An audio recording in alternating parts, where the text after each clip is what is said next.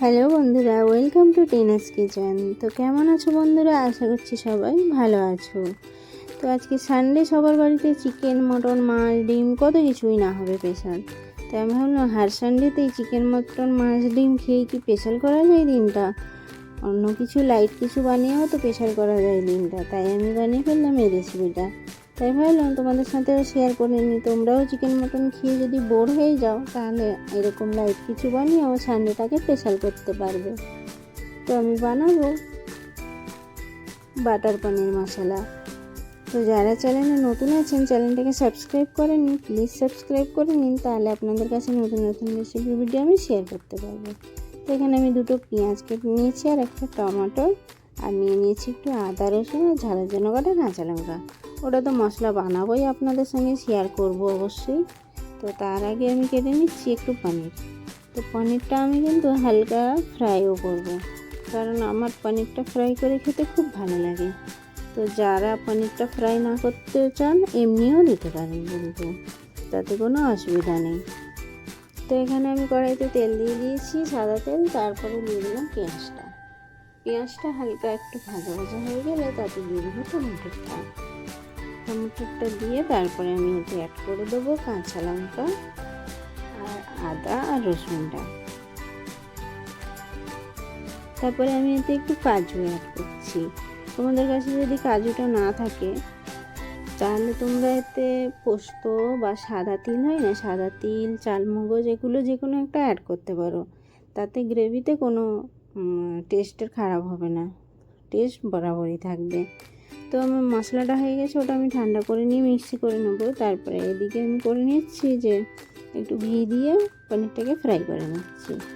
তো পনিরটা ফ্রাই হতে হতে আমি এদিকে একটু গুঁড়ো মশলাও গুঁড়ে নেবো জলে।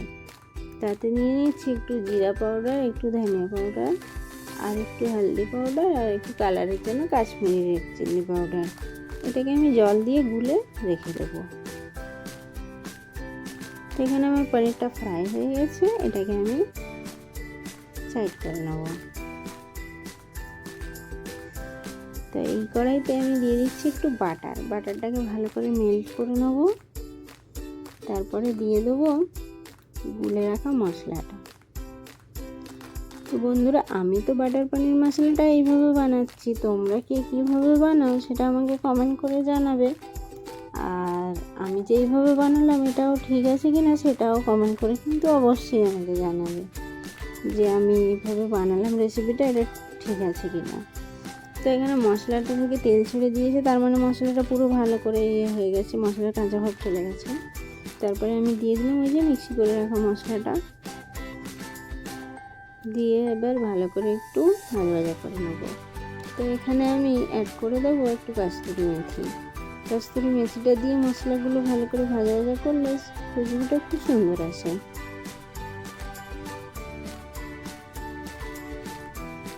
তো এবার মশলাটা ভালো করে ভাজা হয়ে যায়। মশলা ভালো করে ভাজা হয়ে গেছে, কারণ দেখতেই পাচ্ছ মশলাটা এত সুন্দর কালার এসে গেছে, তার মানে মশলা আমাদের পুরো রেডি গ্রেভির জন্য। তা এখানে আমি দিয়ে দিলাম স্বাদ মতো নুনটা, আর সামান্য একটু চিনি দিলাম। তোমরা যদি বেশি মিষ্টি পছন্দ করো তাহলে আরেকটু চিনি অ্যাড করতে পারো। আমি হালকা একটু স্পাইসি রাখলাম তাই জন্য, কারণ এটা এই রেসিপিটা তোমরা জিরা রাইস বা ফ্রাইড রাইস বা রুটি, পরোটা এগুলোর সাথে খুব সুন্দর লাগবে। একটু হালকা স্পাইসি রাখবে, খুব বেশি মিষ্টি রাখবে না, তাহলে ভালো লাগবে। তো এখানে জলটা দিয়ে আমি ফুটিয়ে নিলাম। এবার পনিরগুলোকে অ্যাড করে দেবো। পনিরগুলো দিয়ে বেশ ভালো করে ফুটিয়ে নেব, আর নামানোর আগে একটু বাটার দিয়ে দেবো।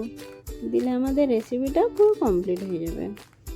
তো ভিডিওটা যদি ভালো লাগে লাইক, কমেন্ট, শেয়ার করে দেবেন, আর চ্যানেলটাকে সাবস্ক্রাইব করে আমাকে সাপোর্ট করবেন।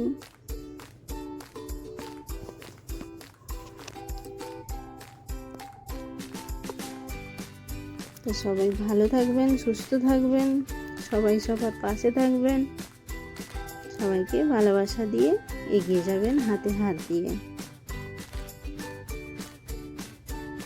Tata, bye bye.